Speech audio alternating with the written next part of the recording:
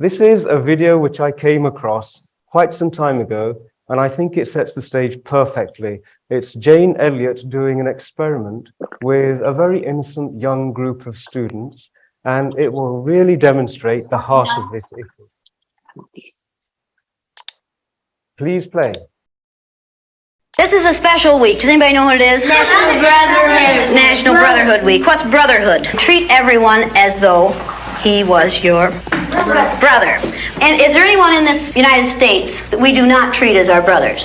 Yes. Who? Yeah. The black people. Who else? Indians. Absolutely the Indians. Many places in the United States. How are black people treated? How are Indians treated? How are people who are of a different color than we are treated? They don't get anything in this world.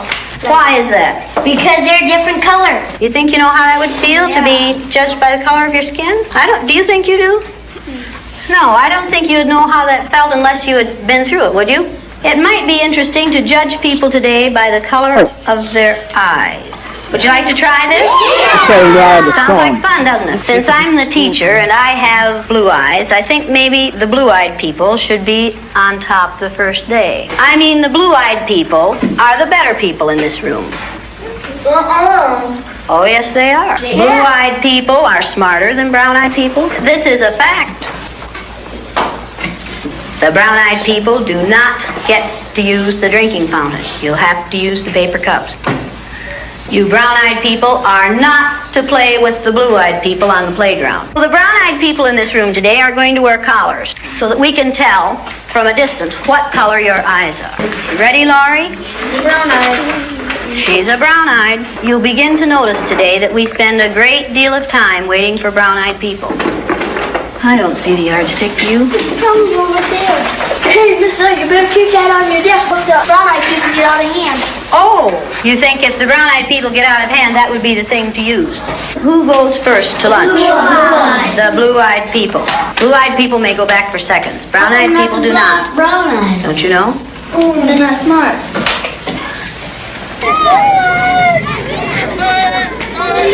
And it seemed like when we were down on the bottom, everything bad was happening to us. The way they treated you, you felt like you didn't even want to try to do anything. It seemed like Mrs. Elliott was taking our best friends away from us.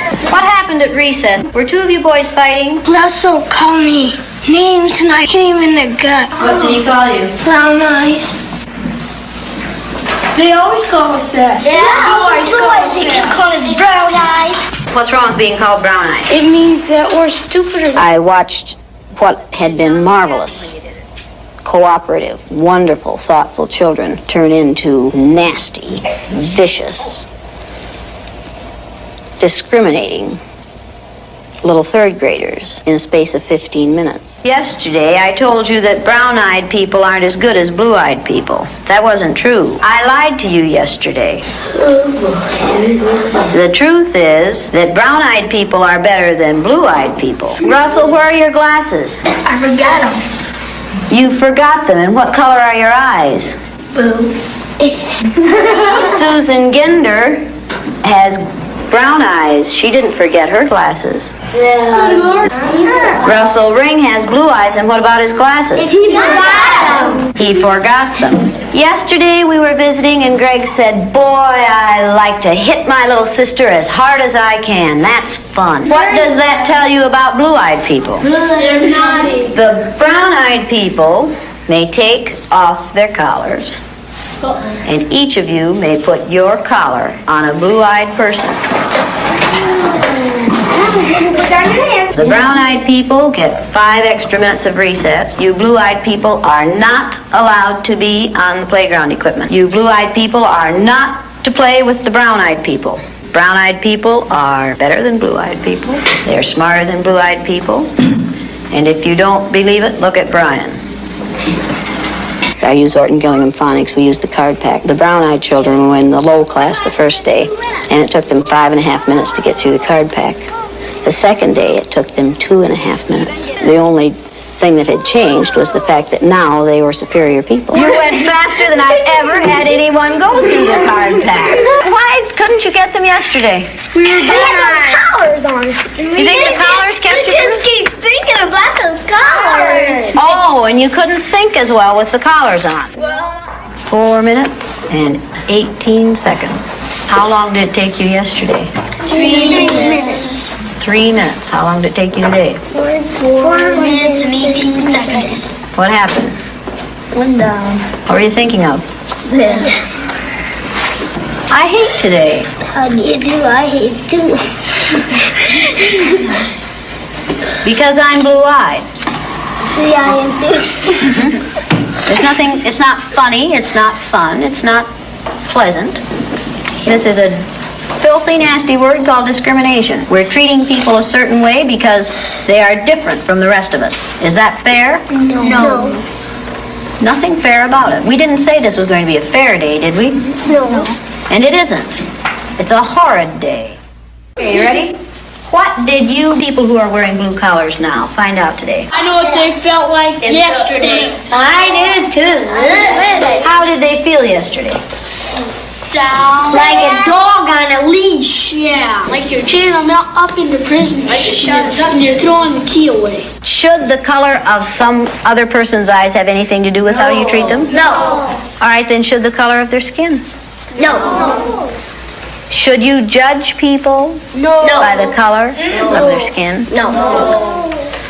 When you see a black man or an Indian or someone walking down the street, are you going to say, look at that silly looking thing? No. Does it make any difference whether their skin is black or white? No. Or yellow? No. Or red? No. Is that how you decide whether people are good or bad? No. Is that what makes people good or bad? No. Now you know a little bit more than you knew at the beginning of this week? Yes. Okay, now are you back? Yes. That feel better? Yes. Does the color of eyes that you have make any difference in the kind of person you are? No. Mrs. Valley.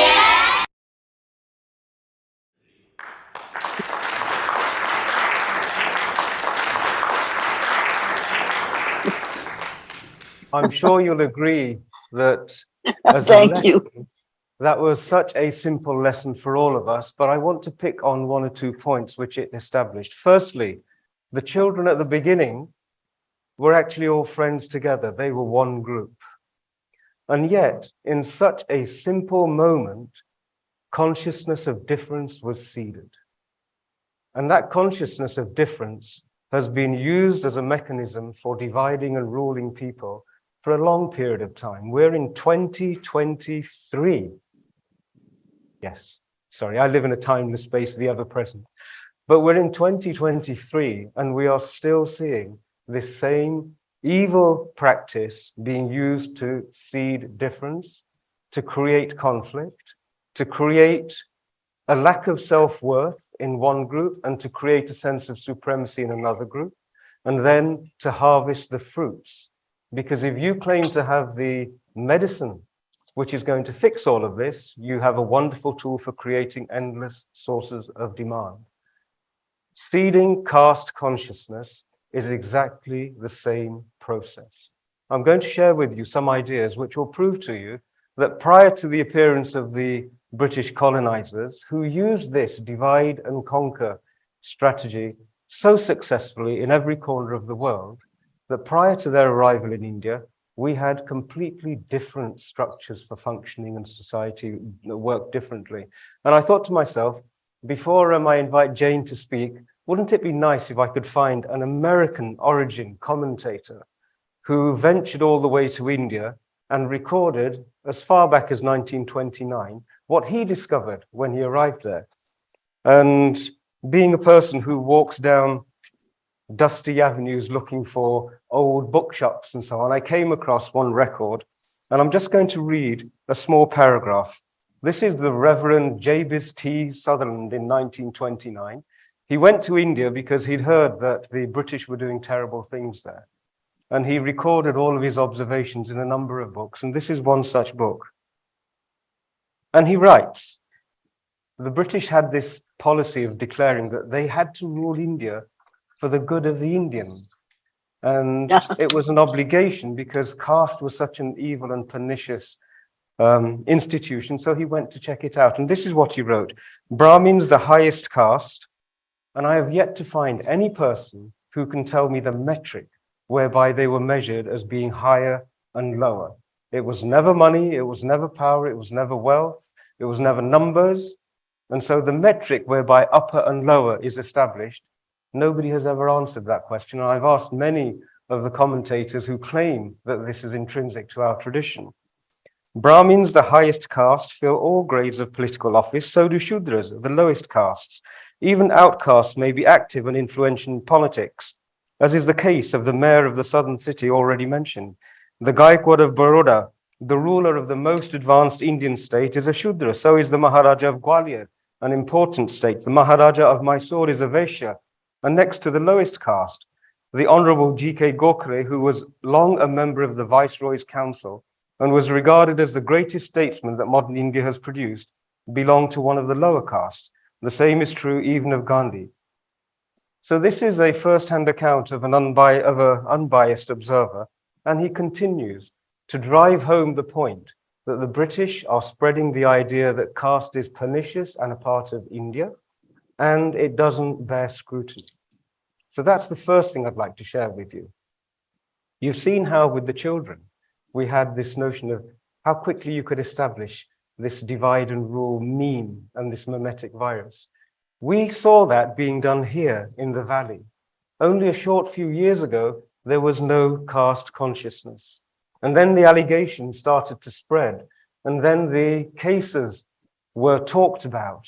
And the CRD, I was shocked to hear, actually went to the great extremes of publicizing cases and certain aspects of cases rather than maintaining neutrality. They added to seeding caste consciousness. We're right in the middle of that experiment. And I'm also going to make a suggestion that the only solution is the solution which Jane instituted in her class, and that was to remove consciousness of hierarchical difference.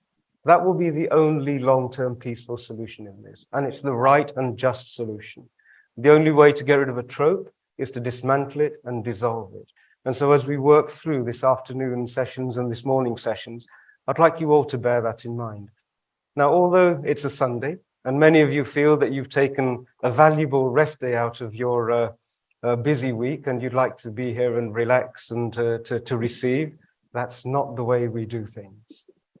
We're going to give you ample opportunity to actually turn towards each other, to speak with the people who are on the tables and explore some of these ideas. Because if you leave here having achieved nothing except being entertained, then we have failed. So far, the community has tried its best to engage with policymakers and legislators, and their voice hasn't been heard. Their hearts have not been touched.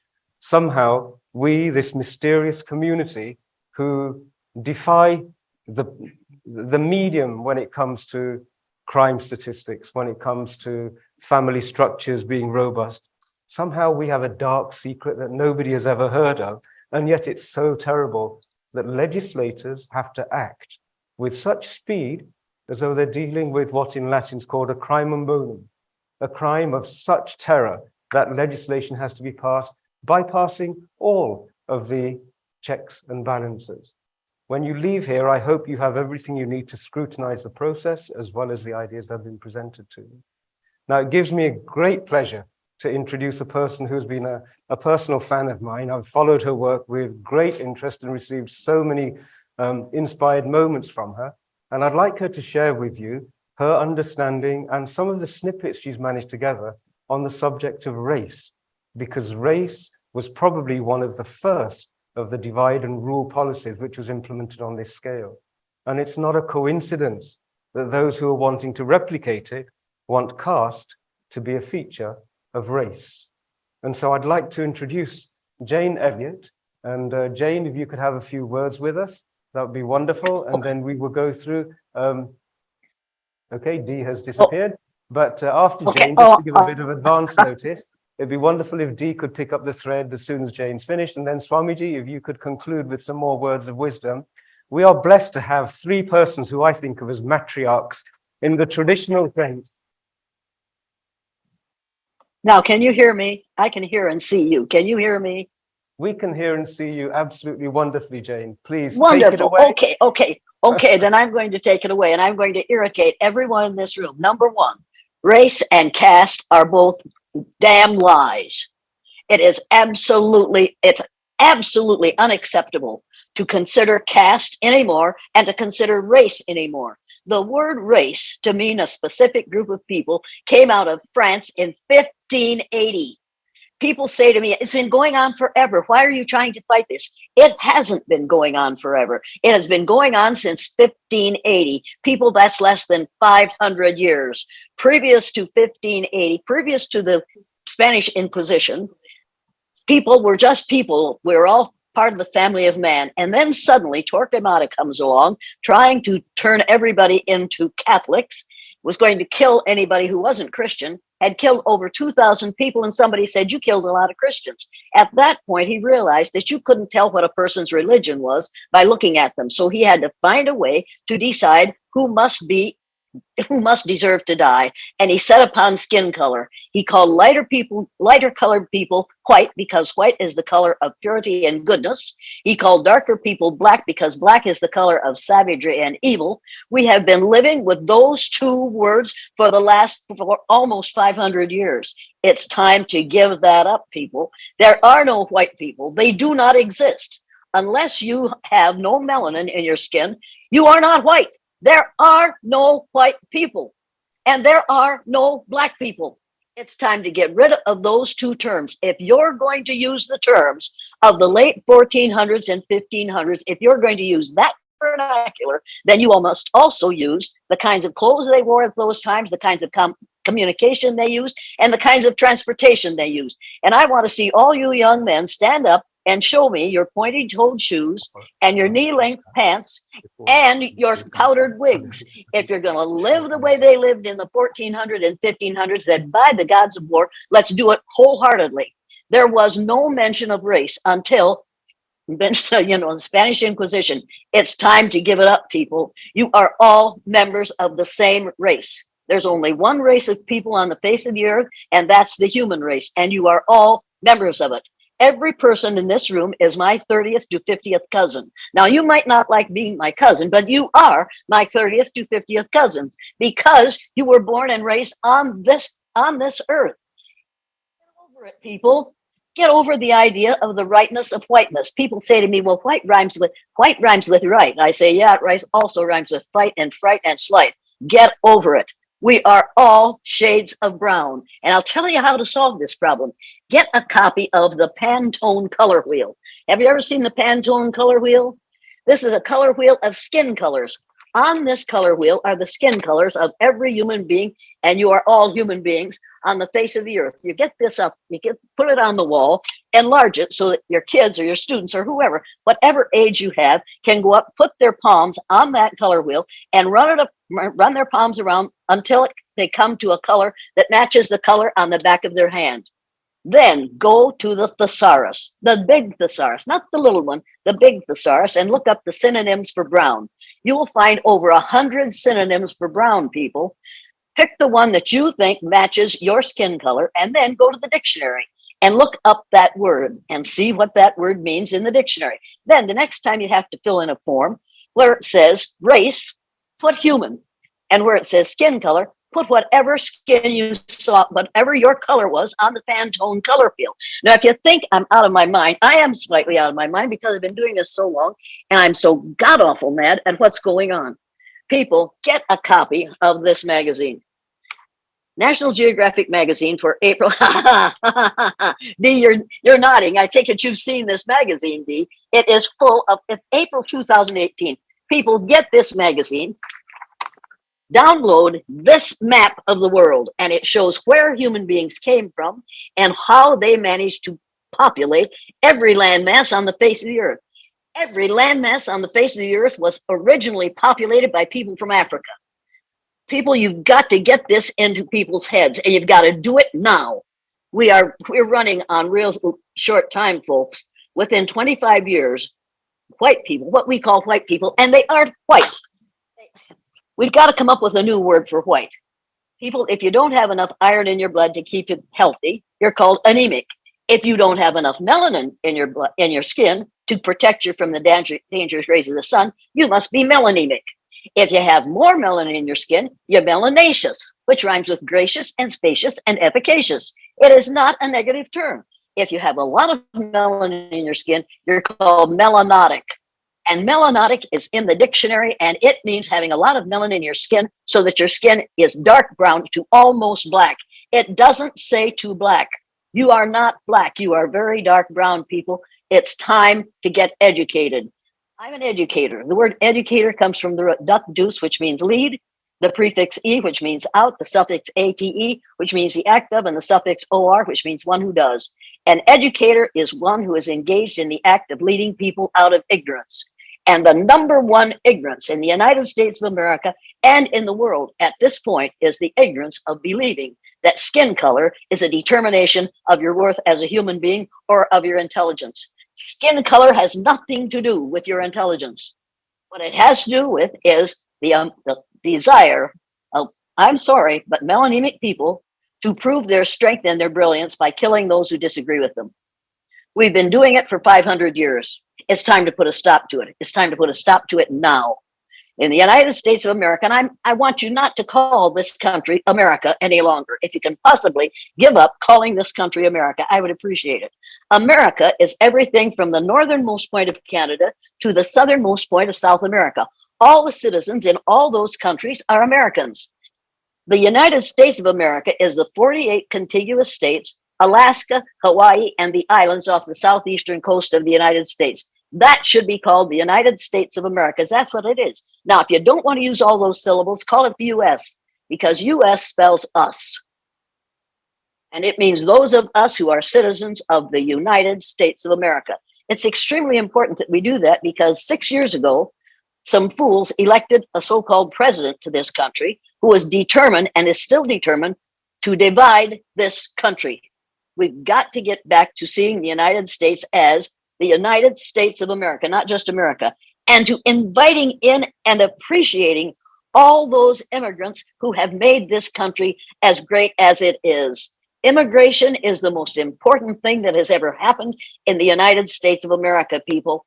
And the indigenous population accuse me of indigenous erasure because I say, look, even what we called Native Americans came to this continent from Africa. Get over this nonsense and start educating people to the truth instead of the lie. Now, we've got another problem in this country. It's going to make it worse for those of you who are not what we call US people and Christians. Right now, we have a bunch of people in this country, the evangelical Christians, who are trying to take us back to the 1940s. You have to be aware of the danger of that group. They are the most dangerous group I have ever seen, and they are determined to turn this country back about 500 years. We have to put a stop to this, folks. We have to do it, and we have to do it now. If Christianity is the only thing that will allow you to become a citizen of the United States is going to become very, very small and very, very powerless. We have to put a stop to this. We have to realize that without all those other, there are three things I want you to remember about what I'm saying. Some of you are going to have a real hard time with this, but three things you have to remember. Number one, without what we call blacks, there would be no what we call whites. That's a fact. We are all descendants of those people from Africa. And if you trace your DNA back far enough, you'll find some DNA from a country in Africa. Number one. Number two, without the Jews, there would be no Christians. The first 5 books of the Old Testament came out of the Torah. So these Proud Boys who marched down the street saying, Jews will not replace us. I think you fools, you were Jewish before you were Christian. Get over Forgive it. me, forgive me for interrupting, Jane. May I just give you 2 more minutes to wind up, and then we'll have a further conversation as well. So 2 more minutes, and then... Well, just let me say it. Without women, there would be no men. Please. Without women, there would be no men. Without women, there will be no men. Without women, there will be no men. I will keep on saying that until you say it's time for you to stop now, Ms. Elliott. Thank you very much for listening to me. Thank you. I'm done. Thank you very much, Jane. You're welcome.